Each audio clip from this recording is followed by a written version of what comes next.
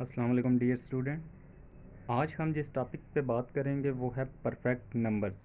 Perfect numbers कौन से होते हैं, तो चलिए इसकी डेफिनेशन देख लेते हैं।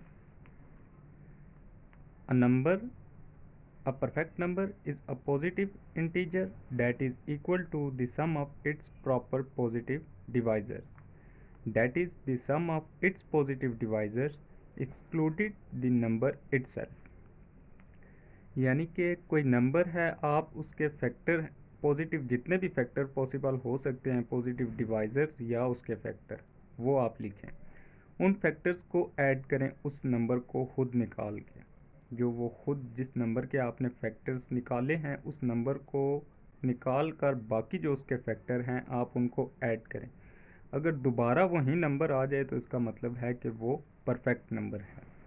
इसकी एक एग्जांपल चेक करते हैं। यहाँ पे मेरे पास एक नंबर है 6। इसके पॉजिटिव फैक्टर्स हैं जो वो हैं 1 2 3 6।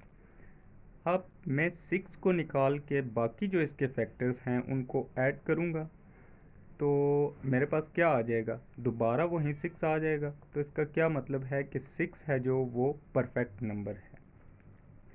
दूसरी एग्जांपल देखते हैं। दूसरी एग्जांपल है हमारे पास 28। इसके पॉजिटिव फैक्टर्स हैं जो वो कौन कौन से हैं, 1 2 4 7 14 28। अब क्या करना होता है परफेक्ट नंबर्स को, यानी परफेक्ट नंबर चेक करने के लिए कि कोई भी नंबर उसको हमने अगर चेक करना है कि वो परफेक्ट नंबर है या नहीं है, तो हमने क्या करना होगा कि उस नंबर के फैक्टर्स लिखने होंगे और उस नंबर को खुद निकाल के, क्योंकि नंबर खुद भी अपने फैक्टर्स में शामिल होता है, उस नंबर को निकाल के बाकी जो उसके फैक्टर्स हैं उसको ऐड कर देना है। अगर ऐड करने से दोबारा वही नंबर आ जाए तो इसका मतलब है कि वो परफेक्ट नंबर है। जिस तरह 28 के मेरे पास फैक्टर हैं 1 2 4 7 14 28।